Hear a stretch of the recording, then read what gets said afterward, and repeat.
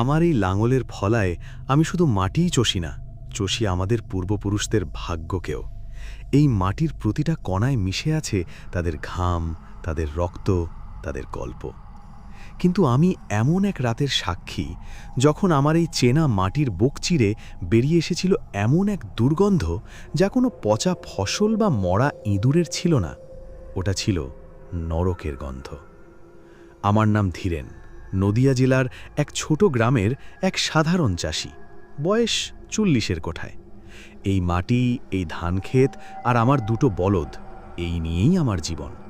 বাপ ঠাকুরদার মতোই আমার জীবনটাও এই মাটির সাথেই বাঁধা। আমাদের গ্রামটা বেশ শান্ত, কিন্তু আমাদের গ্রামের ঠিক পাশেই আছে একটা বিশাল পুরনো, প্রায় ভুলে যাওয়া বিল। নাম তার শাখিনীদহ। লোকে বলে বহু বছর আগে ওই বিলে নাকি এক ভয়ঙ্কর সাপের মতো দেখতে ডাকিনী বাস করত। সে নাকি রাতের বেলায় বিল থেকে উঠে এসে গ্রামের গবাদি পশু, এমনকি ছোট ছোট বাচ্চাদেরও তুলে নিয়ে যেত। অবশ্য ওসব এখন পুরনো দিনের গল্প। এখন আর ওই বিলে কেউ যায় না, ওটা আগাছা আর জঙ্গলে ভর্তি হয়ে গেছে। এই গল্পটা গত আষাঢ় মাসের। তখন আমাদের মাঠে আমন ধানের চারা সবে মাথা তুলেছে, সবুজ কচি ধানের শীষ বাতাসে দুলছে। দেখতে কি যে ভালো লাগে। গণ্ডগোলটা শুরু হলো এক অমাবস্যার রাতের পর। সেদিন সকালে আমি যখন আমার খেতে গিয়েছি, তখন আমি যা দেখলাম তার জন্য আমি প্রস্তুত ছিলাম না। আমি দেখলাম আমার ধান খেতে ঠিক মাঝখানে একটা বিশাল গোলকার চিহ্ন, প্রায় 10-12 ফুট ব্যাসের একটা নিখুঁত গোল বৃত্ত। আর সেই বৃত্তের ভেতরের সমস্ত ধানের চারা এমনভাবে শুয়ে পড়েছে যেন কেউ একটা বিশাল গোল চাকতি দিয়ে ওগুলোকে চেপে দিয়েছে। আমার বুকের ভেতরটা ধড়াস করে উঠল। আমি এগিয়ে গিয়ে সেই চিহ্নটার কাছে দাঁড়ালাম। আমি দেখলাম বৃত্তটার ভেতরের মাটিটা কেমন যেন ভেজা, চটচটে, আর মাটি থেকে একটা তীব্র পচা আমিষ গন্ধ বেরোচ্ছে। গন্ধটা এতই তীব্র যে আমার গাটা গুলিয়ে উঠল। আমি ভয় পেয়ে দৌড়ে গ্রামে ফিরে এসে মোড়ল মশাইকে খবরটা দিলাম। গ্রামের সবাই আমার খেতে এসে ভিড় করল। কেউ বলল এটা নাকি এলিয়েনদের কাজ, তারা নাকি তাদের মহাকাশ যান নামিয়েছিল। কেউ বলল এটা নাকি কোনো বুনো জানোয়ারের কাজ। কিন্তু গ্রামের সবচেয়ে পুরনো মানুষ, আমাদের কেষ্টদাদু, তিনি চিহ্নটা দেখেই ভয়ে, আতঙ্কে সাদা হয়ে গিয়েছিলেন। তিনি কাঁপা কাঁপা গলায় বলেছিলেন, সর্বনাশ, ও ফিরে এসেছে, শাখিনী ফিরে এসেছে। আমরা প্রথমে তার কথা হেসেই উড়িয়ে দিয়েছিলাম, কিন্তু আমাদের সেই ভুলটা ভাঙল সেই দিন রাতেই। রাতে আমাদের গ্রামের একটা গরু গোয়াল থেকে উধাও হয়ে যায়। পরদিন সকালে সেই গরুর রক্তাক্ত ছিন্ন ভিন্ন দেহটা পাওয়া যায় আমারই ধানক্ষেতের সেই গোলকার চিহ্নটা ঠিক মাঝখানে। গ্রামের মধ্যে তীব্র আতঙ্ক ছড়িয়ে পড়ল। সবাই বলতে লাগলো এটা শাখিনীরই কাজ, সে আবার জেগে উঠেছে, সে আবার শিকার চাইছে। আমিও খুব ভয় পেয়ে গিয়েছিলাম। আমি ঠিক করলাম আমি আজ রাতে আমার ক্ষেত পাহারা দেব, আমি দেখব কে এই শাখিনী। এক অমাবস্যার রাতে আমি একা একা একটা মাচার ওপর আমার ক্ষেতের পাশে লুকিয়ে বসে রইলাম। আমার হাতে ছিল একটা টর্চ আর একটা ধারালো বল্লম। রাত তখন প্রায় 2টো, চারপাশটা ছিল নিস্তব্ধ। হঠাৎ করেই আমি দেখলাম সেই শাখিনীদহের দিক থেকে একটা সবুজ ধোঁয়াশা আলো আমার ক্ষেতের দিকে এগিয়ে আসছে। আমার বুকের ভেতরটা কেঁপে উঠল। আলোটা ধীরে ধীরে আমার ক্ষেতের মাঝখানে সেই গোলকার চিহ্নটার উপর এসে স্থির হলো। আর আমি দেখলাম সেই আলোর মধ্যে দিয়ে ধীরে ধীরে একটা ভয়ঙ্কর সাপের মতো মূর্তি মাটি ফুঁড়ে বেরিয়ে আসছে। তার শরীরটা ছিল মানুষের মতো, কিন্তু তার কোমর থেকে নিচ পর্যন্ত ছিল একটা বিশাল সবুজ সাপের লেজ। তার চোখ দুটো জ্বলছিল সবুজ আলোয়, আর তার মুখটা চিরে বেরিয়ে এসেছিল দুটো ধারালো বিষাক্ত দাঁত। শাখিনী। সে তার সেই ভয়ঙ্কর রূপ নিয়ে আমার দিকেই তাকিয়েছিল, যেন সে জানত আমি ওখানেই লুকিয়ে আছি। আমি জানি না আমি সেদিন রাতে কিসের সম্মুখীন হয়েছিলাম। আমি শুধু জানি আমি এক ভয়ঙ্কর পৌরাণিক নরখাদক সত্তাকে জাগিয়ে তুলেছি, আর সে হয়তো তার বহু বছরের জমে থাকা খিদে মেটানোর জন্য আমাকেই তার প্রথম শিকার বানাতে চলেছে। শাখিনীর সেই ভয়ঙ্কর অর্ধমানবী অর্ধসর্প রূপ দেখে আমার মনে হয়েছিল আমার হৃৎপিণ্ডটা এক মুহূর্তের জন্য থেমে গেছে। আমি মাচার উপর মরার মতো জমে গিয়েছিলাম। আমার হাতে ধরা বল্লমটা ঠক ঠক করে কাঁপছিল। আমি জানি এই সামান্য অস্ত্র দিয়ে এই ভয়ঙ্কর অলৌকিক সত্তার সাথে লড়াই করা সম্ভব নয়। শাকিনীটা আমার দিকে তার সেই সবুজ জ্বলন্ত চোখ দুটো নিয়ে একদৃষ্টে তাকিয়েছিল। তার মুখে ছিল এক ক্রূর পৈশাচিক হাসি। মনে হলো সে যেন আমার ভয়টাকে উপভোগ করছে। সে তার লম্বা সাপের মতো জিভটা বের করে একবার হাওয়াটা চাঁটল। তারপর সে একটা হেসি সে সাপের মতো গলায় কথা বলে উঠল। সে বলল, তাহলে তোর এত সাহস, তুই আমার রাজত্বে আমার শিকারের জায়গায় লুকিয়ে বসে আছিস? আমার গলা দিয়ে কোনো আওয়াজ বেরোচ্ছিল না। সে আবার বলল, আমি রক্তের গন্ধ পাচ্ছি, তাজা গরম মানুষের রক্তের গন্ধ। তোর শরীর থেকে সেই গন্ধটা আসছে। আজ বহু বছর পর আমি আবার মানুষের রক্ত দিয়ে আমার তৃষ্ণা মেটাবো। এই বলে সে তার বিশাল সবুজ লেজটা দিয়ে মাটিতে একটা সজোরে আঘাত করল। পুরো মাঠটা যেন কেঁপে উঠল। তারপর সে একটা ঝড়ের মতো আমার মাচাটার দিকে তেড়ে এলো। আমি জানি আমার আজ আর রক্ষা নেই। আমি চোখ বন্ধ করে আমার ইষ্ট দেবতার নাম স্মরণ করতে লাগলাম। কিন্তু ঠিক সেই মুহূর্তে যখন শাকিনীটা প্রায় আমার মাচার নিচে এসে পড়েছে, তখন একটা অপ্রত্যাশিত ঘটনা ঘটল। আমাদের গ্রামের দিক থেকে আমি অনেকগুলো মশাল আর মানুষের সম্মিলিত ক্রুদ্ধ চিৎকারের আওয়াজ শুনতে পেলাম। জয় মা কালী, জয় বজরং বলি। আমি চোখ খুলে দেখলাম গ্রামের প্রায় সব পুরুষ লাঠি, সোটা, বল্লম আর মশাল হাতে নিয়ে আমার ক্ষেতের দিকে ছুটে আসছে। তাদের নেতৃত্বে ছিল আমাদের গ্রামের মোড়ল আর কেষ্ট দাদু। তারা শাকিনীটাকে দেখতে পেয়ে তাকে ঘিরে ধরল। শাকিনী এতগুলো লোককে একসাথে দেখে এক মুহূর্তের জন্য থমকে গিয়েছিল। তার চোখে ছিল তীব্র বিস্ময় আর ক্রোধ। সে একটা বিকট গর্জন করে তাদের ওপর ঝাঁপিয়ে পড়তে চাইল, কিন্তু গ্রামের লোকেরা ভয় পেল না। তারা তাদের সম্মিলিত শক্তি দিয়ে সেই ভয়ঙ্কর সত্তাটার বিরুদ্ধে রুখে দাঁড়াল। শুরু হলো এক ভয়ঙ্কর অসম লড়াই। একদিকে এক পৌরাণিক অশুভ সত্তা, আর অন্যদিকে একদল সাধারণ কিন্তু সাহসী গ্রামবাসী। আমিও মাচা থেকে নেমে আমার বল্লমটা হাতে নিয়ে তাদের সাথে যোগ দিলাম। আমরা জানি আমরা হয়তো পারব না, কিন্তু আমরা এটাও জানতাম যে আমরা যদি আজ হার মেনে নিই, তাহলে আমাদের গ্রামটা চিরদিনের জন্য এই শাকিনীর রাজত্বে পরিণত হবে। লড়াইটা চলছিল অনেকক্ষণ ধরে। শাকিনীটা ছিল অচঞ্চল শক্তিশালী। তার লেজের এক একটা আঘাতে আমাদের অনেকেই ছিটকে পড়ছিল, কিন্তু আমরাও হার মানছিলাম না। অবশেষে কেষ্টদাদু তার বহু বছরের অভিজ্ঞতাকে কাজে লাগিয়ে একটা উপায় বের করলেন। তিনি চিৎকার করে বললেন, ওর চোখে আঘাত কর, ওটাই ওর দুর্বলতা। আমরা সবাই মিলে আমাদের হাতের বল্লম আর লাঠি দিয়ে শাকিনীটার চোখ দুটোকে নিশানা করলাম।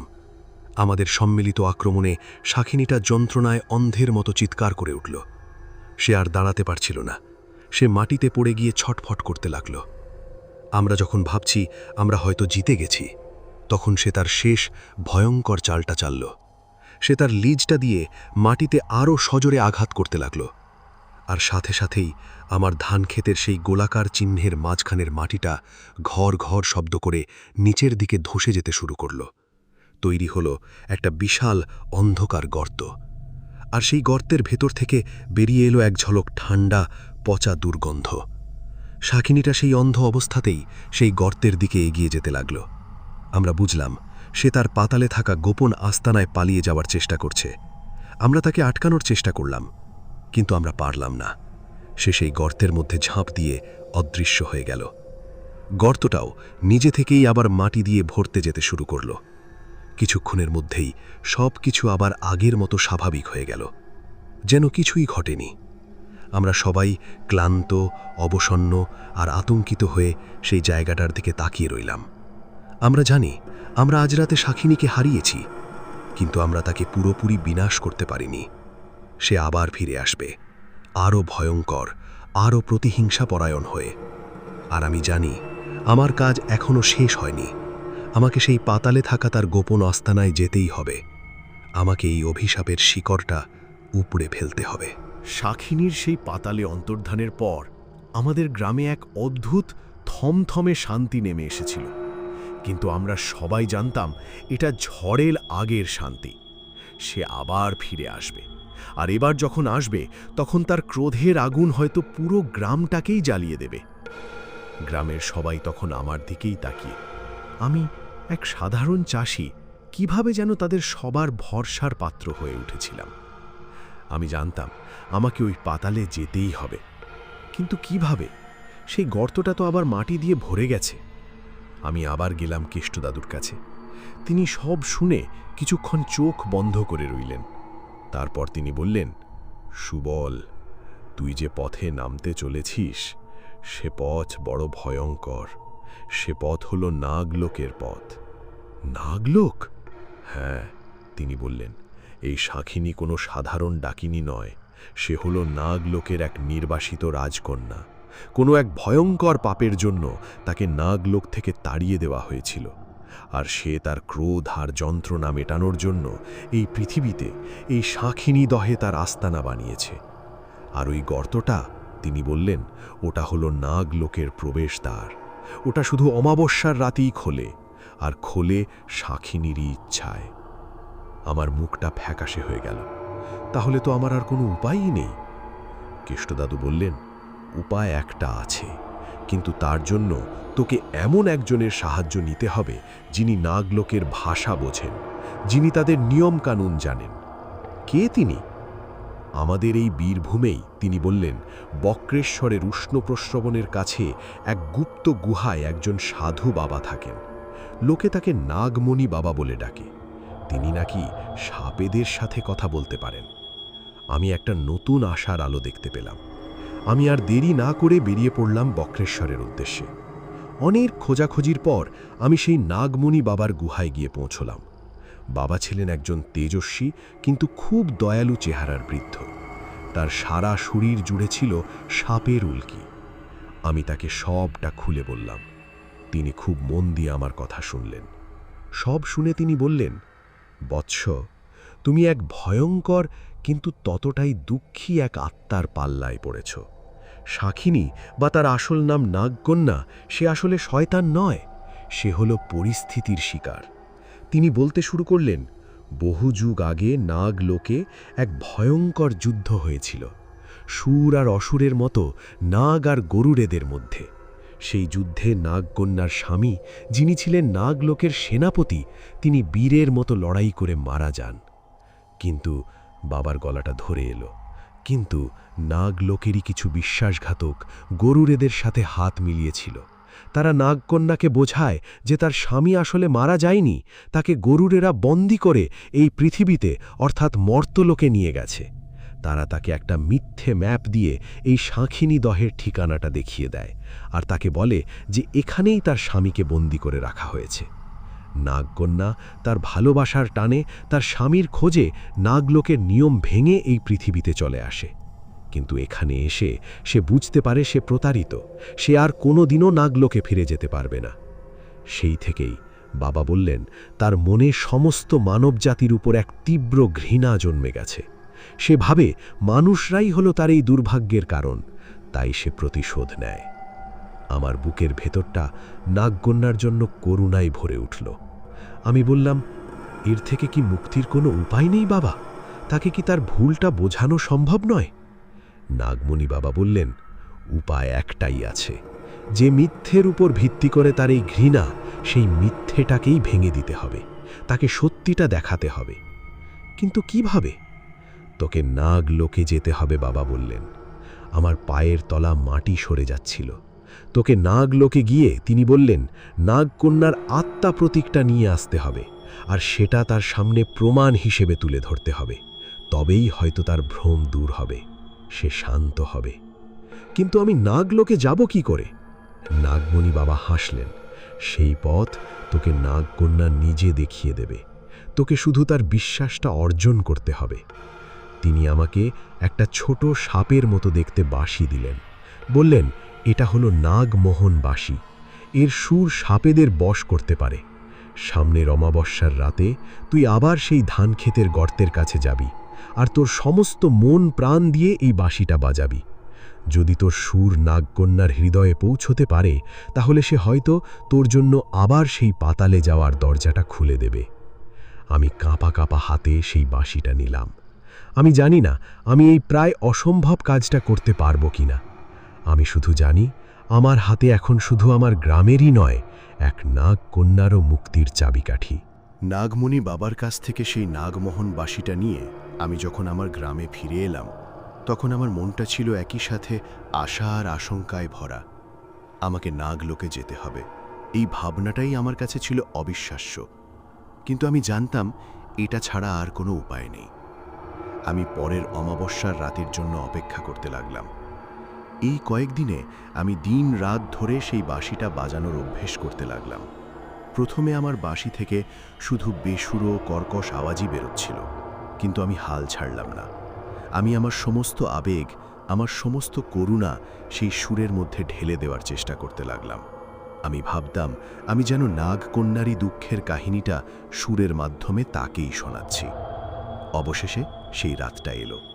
রাত তখন প্রায় 2টো। আমি একা একা সেই ধান ক্ষেতের সেই গোলকার চিহ্নটার কাছে গিয়ে দাঁড়ালাম। আমি চোখ বন্ধ করে সেই নাগমোহন বাঁশিটা আমার ঠোঁটের কাছে তুলে ধরলাম। তারপর আমি আমার জীবনের সবচেয়ে করুণ, সবচেয়ে আবেগঘন সুরটা বাজাতে শুরু করলাম। আমার বাঁশির সুর সেই অমাবস্যার রাতের নিস্তব্ধতাকে চিরে বহু দূরে ছড়িয়ে পড়ছিল।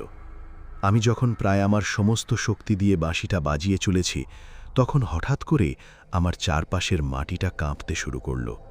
আমি চোখ খুলে দেখলাম সেই গোলকার চিহ্নটার মাঝখানের মাটিটা আবার ঘর ঘর শব্দ করে নিচের দিকে ধসে যাচ্ছে।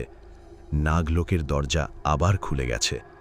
আমার বুকের ভেতরটা একই সাথে ভয় আর উত্তেজনায় ধরাস ধরাস করে উঠল। আমি আর এক মুহূর্তও দেরি করলাম না। আমি সেই অন্ধকার পাতালে যাওয়ার গর্তটার কিনারায় গিয়ে দাঁড়ালাম। কিন্তু এবার আমি আর ভয় পেলাম না। আমি জানি আমাকে আজ এই পথেই যেতে হবে। আমি যখন গর্তটার ভেতরে ঝাঁপ দিতে যাব, ঠিক তখনই গর্তের ভেতর থেকে সেই বিশাল সবুজ সাপের লেজটা বেরিয়ে এলো। শাখিনী বা নাগকন্যা। সে তার সেই ভয়ঙ্কর কিন্তু আজ খুব শান্ত রূপ নিয়ে আমার সামনে এসে দাঁড়ালো। তার সবুজ জ্বলন্ত চোখ দুটোয় আজ আর কোনো ক্রোধ বা হিংসা ছিল না, ছিল শুধু তীব্র বিস্ময় আর এক গভীর প্রশ্ন। সে তার সেই হিসহিসে গলায় বলল, তুই এই সুর জানলি কি করে? এই সুর তো শুধু আমার। সে কথাটা শেষ করতে পারল না, তার গলাটা ধরে এলো।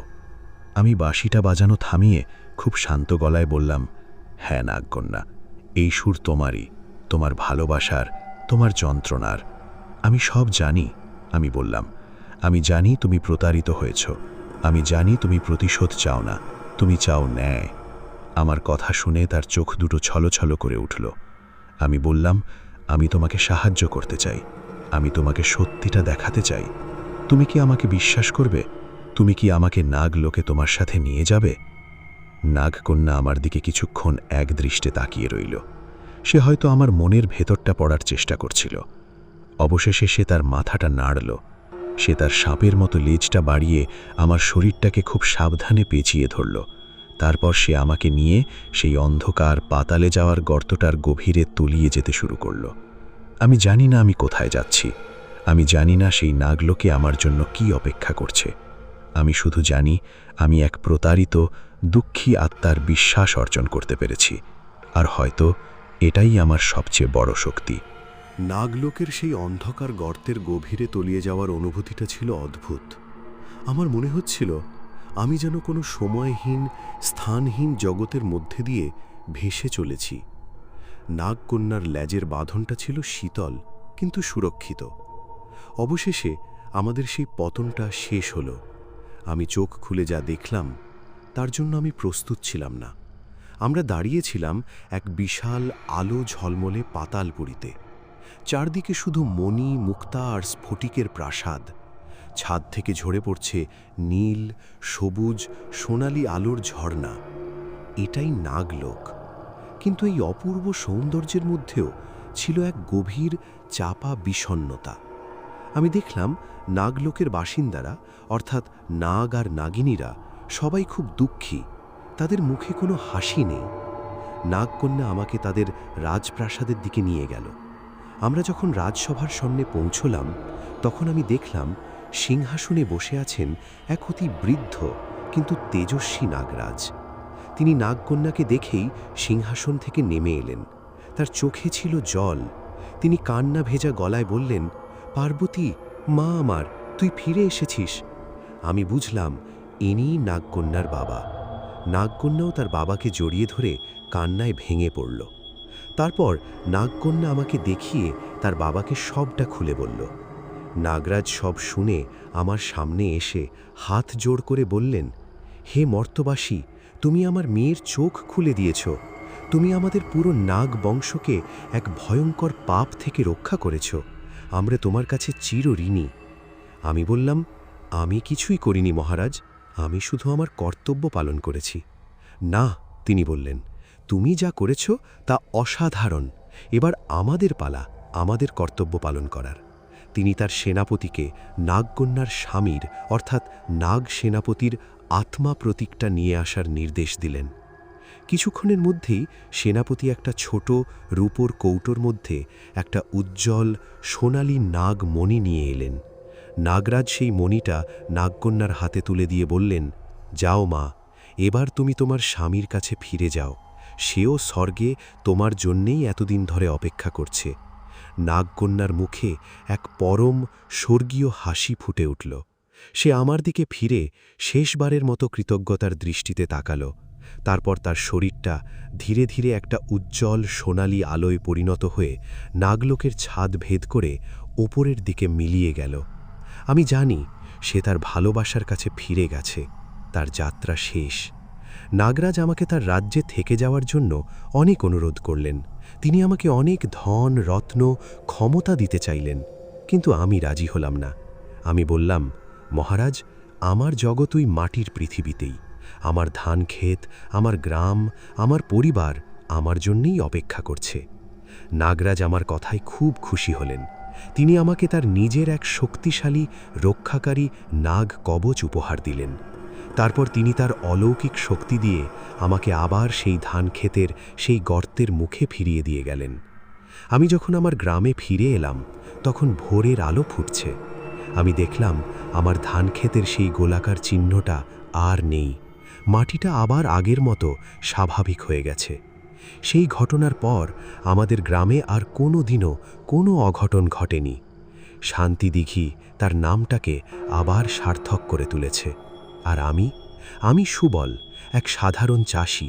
কিন্তু আমি এখন জানি এই সাধারণ জীবনের আড়ালেও কত অসাধারণ, অবিশ্বাস্য রহস্য লুকিয়ে থাকে। আমি আজও যখন আমার ধান খেতে কাজ করি, তখন আমার মনে হয় আমি যেন আমার মাটির নিচে এক অন্য জগতের স্পন্দন অনুভব করতে পারি। আমি ভয় পাই না। আমি জানি আমি একা নই। আমার সাথে আছে এক নাগকন্যার আশীর্বাদ আর এক বন্ধুর নীরব উপস্থিতি।